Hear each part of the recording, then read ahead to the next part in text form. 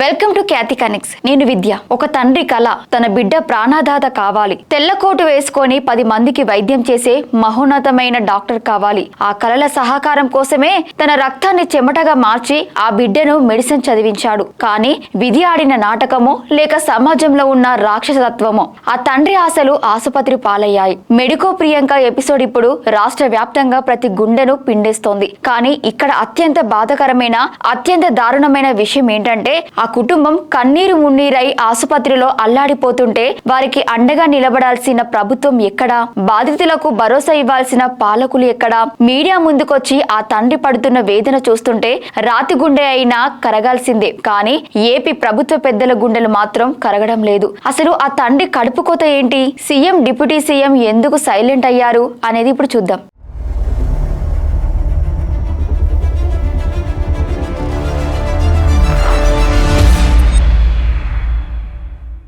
ఆ తండ్రి కళ్ళలో నీళ్లు ఇంకిపోయాయి. గొంతు మూగబోయింది. చేతులు జోడించి మీడియా ముందుకొచ్చాడు. అయ్యా, నా బిడ్డకు అన్యాయం జరిగింది. నా కుటుంబం రోడ్డున పడింది. ప్రభుత్వం నుంచి మాకు ఇంతవరకు కనీస స్పందన లేదు అంటూ ఆయన వెళ్లబోసుకున్న ఆవేదన చూసి అక్కడున్న వారి కళ్ళు కూడా చెమ్మగిల్లాయి. ఒకవైపు తన బిడ్డ ఇక వారి కళ్ళ ముందు లేదు అన్న మాటను ఆ తండ్రి ఊహించుకోలేకపోతున్నారు. అధికార యంత్రాంగం మాత్రం కనీసం ఆ వైపు కన్నెత్తి కూడా చూడటం లేదని ఆయన కన్నీరు పెట్టుకున్నారు. ప్రజా సమస్యలపై తక్షణమే స్పందిస్తామని చెప్పుకునే ప్రభుత్వం ఇంతటి ఘోరం జరిగితే ఎందుకు నిమ్మకు నీరెత్తినట్లు వ్యవహరిస్తోంది?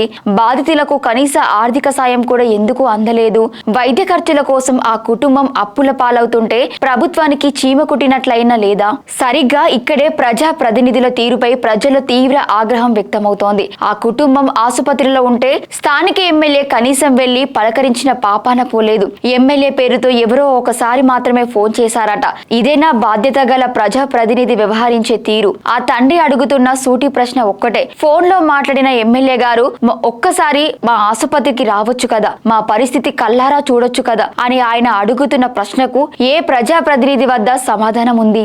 ఓట్లు అడగడానికి ఇంటింటికి తిరిగే నాయకులు కష్టం వస్తే కనీసం ఆసుపత్రి గడప తొక్కడానికి ఎందుకు మొహం చాటేస్తున్నారు? ఒక బాధితుడికి ఫోన్ లో దొరికే ఓదార్పు కంటే భుజం తట్టి ఇచ్చే భరోసా ముఖ్యం కాదా? ఇక ఈ వ్యవహారంలో అత్యంత ఆశ్చర్యకరమైన విషయం, రాష్ట్ర అత్యున్నత నాయకత్వం వహిస్తున్న మౌనం. ప్రతి చిన్న విషయానికి స్పందించే రాష్ట్ర ముఖ్యమంత్రి నారా చంద్రబాబు నాయుడు ఇప్పటి వరకు ఈ ఘటనపై ఒక్క ప్రకటన కూడా చేయలేదు. అలాగే ప్రజలకు ఏ కష్టం వచ్చినా నేనున్నాను అంటూ ప్రశ్నించే డిప్యూటీ స్పీకర్ పవన్ కళ్యాణ్ కూడా ఈ తండ్రి కన్నీళ్లపై కనీసం స్పందించలేదు. సోషల్ మీడియాలో యాక్టివ్ గా ఉంటూ ప్రతి సమస్యను మానిటర్ చేసే పెద్దలు మెడికో ప్రియాంక విషయాలు ఎందుకు సైలెంట్ అయ్యారు?